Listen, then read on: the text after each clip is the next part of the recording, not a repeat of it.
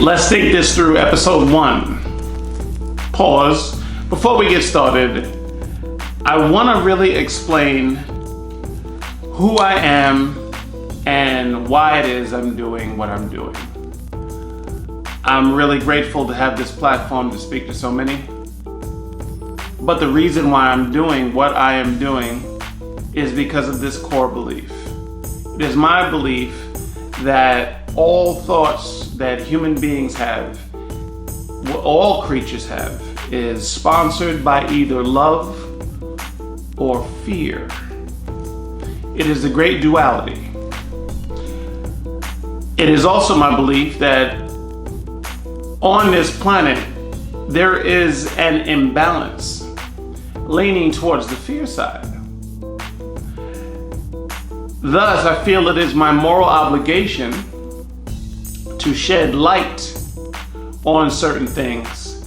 Not saying that I'm right, but saying that I believe I have an artistic way about my creativity and about my questioning and about my line of reasoning that will assist in you coming to your own conclusions and shedding light on your own truth. For what is darkness but the absence of light? We only fear that which we don't know. So by that logic, if we put a little effort into knowing a little bit more, we will fear a little bit less. So let's get started. Ladies and gentlemen, boys and girls, dudes and dudettes, the sexy and the not so sexy, big children and little. Welcome to the information era, where everyone on the streets has a computer in their pocket, but nobody really knows shit. Let's think this through. G-R-A-F-F-I-T-I-B-L-E-U. Let's think this through.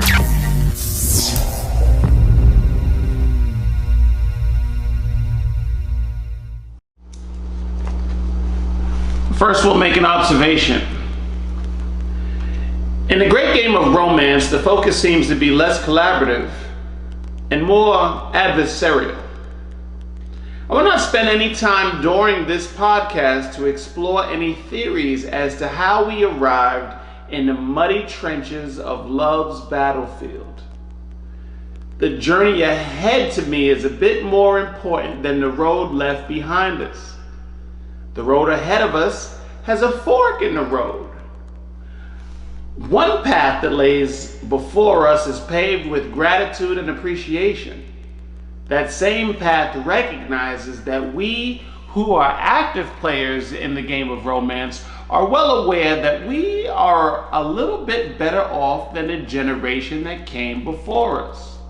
But wait, there is another path though. The other path is paved with privilege and unrealistic expectations. This path blurs the definitions of virtues and preferences, so much so that players of the game of romance cannot tell the difference between the two. Thus, with both modern women and modern men perceiving themselves as the victim, both also perceive themselves to be at war with each other. But are the sexes really at war? Or are the sexes really at war with a lot of false notions? That line of questioning led me to many other questions. One of which is, when did cooperation become played out? Those who are not successful in romance's great game say things like, I guess I am too independent. To which I say, okay, you are too independent? So why are you looking to partner up? Or some will say, I guess I can't find anyone because I want what I want when I want it. Okay, again, to this I ask, you want what you want when you want it? You don't also want to cooperate? Cooperation is not one of the things you desire most. And if so, why is peace and harmony so low on your list of priorities? One of my favorite quotes from those who seem unlucky in romance is, "I guess he or she can't handle a strong woman or man." Interesting.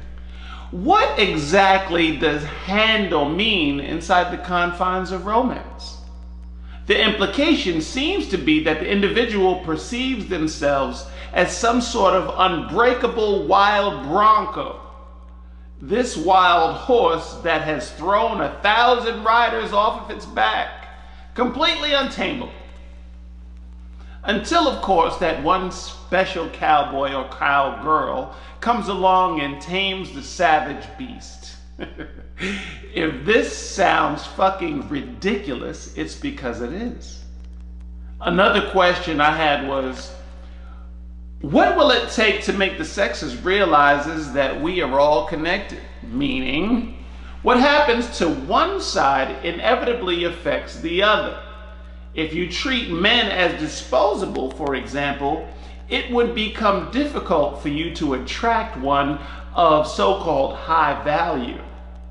If you are a deceiver to women, for example, it will be almost impossible to find one willing to be honest with you. It's karma, baby! One of life's great ironies, no less ironic than a nation who oppresses certain groups of people calling itself the land of the free. My hypothesis that answers the many questions I have asked in the last segment is that none of it matters. I say this because none of it has any impact on one simple truth. This simple truth is that we are social creatures who need each other for the survival of the species. So we either figure it out or die. The sexes arguing over who is more important, who is smarter or stronger, is about as pointless as a new pencil fresh out of the box. It is a waste of energy, no different than your right leg and your left leg competing with each other. Which brings me to this prediction, which is based on the hypothesis. And my prediction is this: this too shall pass. Let us not forget that many of the societal changes that have had a huge impact on romance and society as a whole have been fairly recent. Birth control, women in the workforce, women dominating higher educational institutions, and such changed everything. There is no point of reference for the changes that have taken place over the last 50 years. This has never happened before in the planet's history. So I can only surmise that after more time has passed, things will even themselves out. If we can figure out how not to get eaten by monsters in the night while living in caves, I'm sure we will figure out modern romance. Hopefully. Let's analyze the data, shall we? The divorce rate per 1,000 married women is nearly double that of 1960, but down from the all-time high of 22.6% in the early 1980s. Almost 50% of all marriages in the United States will end in divorce or separation. Researchers estimate that 41% of all first marriages end in divorce. 60% of second marriages end in divorce. 73% of all third marriages end in divorce. I guess third time isn't the charm. The United States has the 6th highest divorce rate in the world. That's impressive. So what do you guys think?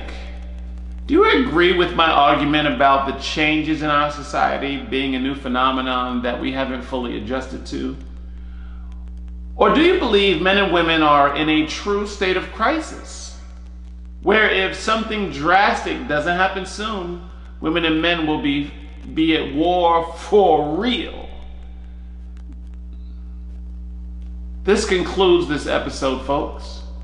As if you couldn't tell, I used the scientific method to break down a concept artistically. My personal conclusion is that we are confusing preferences with virtues. I believe this to be the main reason why we aren't adapting as fast to the societal changes as we could be.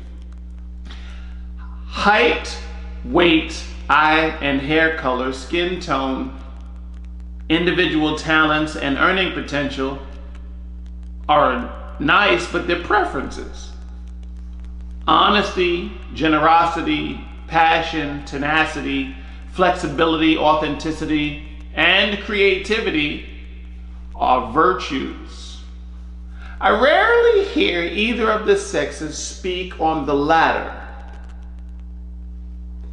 How about you?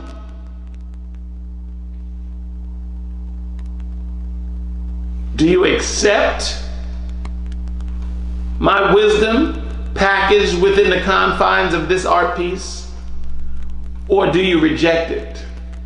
Either way, it doesn't matter to me. What does matter is that you stayed to the conclusion of this podcast. In doing so, I hope it made you think critically. Till next time, kids, take care of yourselves.